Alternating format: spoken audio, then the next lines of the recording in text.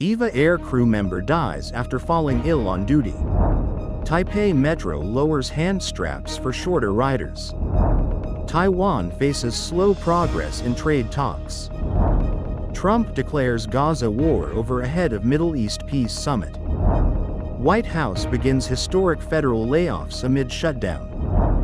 Netherlands intervenes in Chinese-owned chipmaker Nexperia. Ukrainian crypto trader found dead amid market volatility. AI transforms podcast production, boosts niche advertising.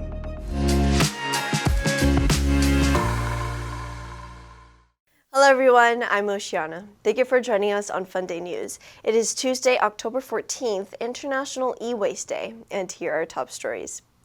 In local news, an EVA air flight attendant who reportedly worked while ill has died after returning to Taiwan. The airline expressed condolences and said it is investigating the case.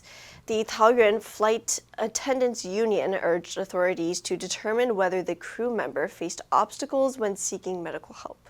Taipei Metro lowers some overhead hand straps by 6 centimeters and adds bright yellow handles, making them reachable for shorter passengers.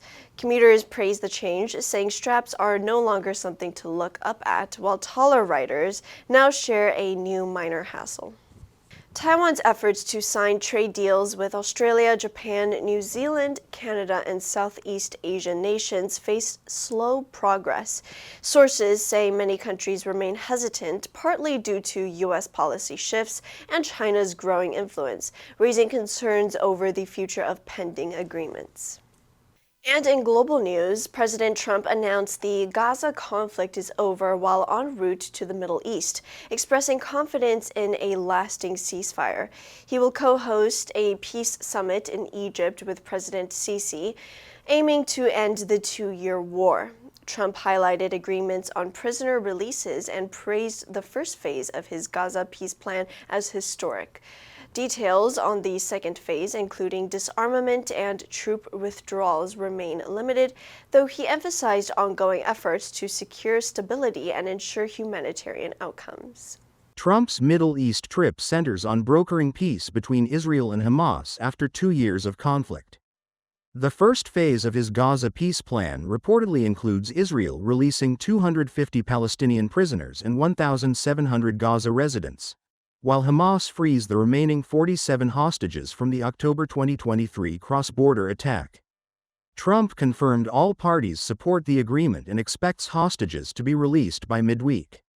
He will meet families of captives and address Israel's Knesset before co-hosting a regional summit in Sharm el-Sheikh with Egyptian President Sisi, attended by more than 20 world leaders, though Hamas will not participate.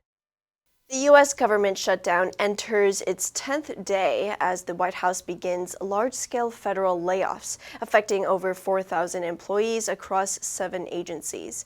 President Trump blames Democrats for the impasse, aiming to increase political pressure. This marks the first time in U.S. history that formal reductions occurred during a shutdown. Unions representing federal workers have filed for temporary injunctions to block the dismissals, highlighting unprecedented concerns over unpaid staff and disrupted government operations. The White House announced reductions in force, RIFs, impacting roughly 4,600 federal employees across multiple agencies, including Treasury, HHS, Education, HUD, Commerce, Energy, and DHS. Treasury faces the largest cuts, with 1,446 workers receiving notices. Traditionally, furloughed employees during shutdowns are paid retroactively, but this unprecedented move leaves both furloughed and essential staff without salaries during the funding lapse. The Trump administration blames Democrats for rejecting a temporary funding bill, while federal unions seek court injunctions to halt the layoffs. Experts warn the step could set a new precedent for managing government shutdowns and workforce reductions.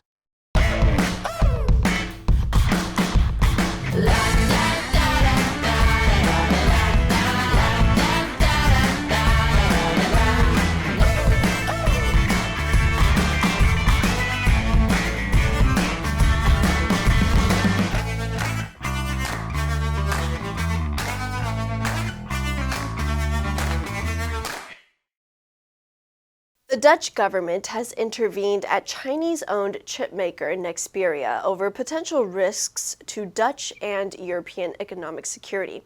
Authorities cited governance concerns and the need to safeguard critical technological capabilities, invoking the Goods Availability Act.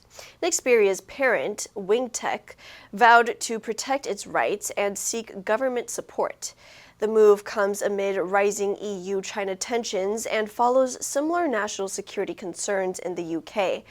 Production at Nexperia's facilities will continue as normal despite the intervention. Wingtech called the Dutch government's action an excessive intervention based on geopolitical bias rather than a fact-based risk assessment that's based on the unfounded pretext of national security. Shanghai-listed Wingtech shares fell 10% following the news. The intervention highlights rising EU-China tensions over trade and security, particularly as the U.S. has restricted exports to Chinese majority-owned firms like Wingtech. The European Union has been in close contact with Dutch authorities and will now work with the Netherlands on next steps over securing crucial technological capabilities on the continent. A prominent Ukrainian cryptocurrency trader, Konstantin Galich, was found dead in his Lamborghini in Kyiv with authorities suspecting suicide. Galich, co-founder of Cryptology Key, had reportedly expressed financial stress to his family prior to his death. Police are investigating whether the gunshot was self-inflicted.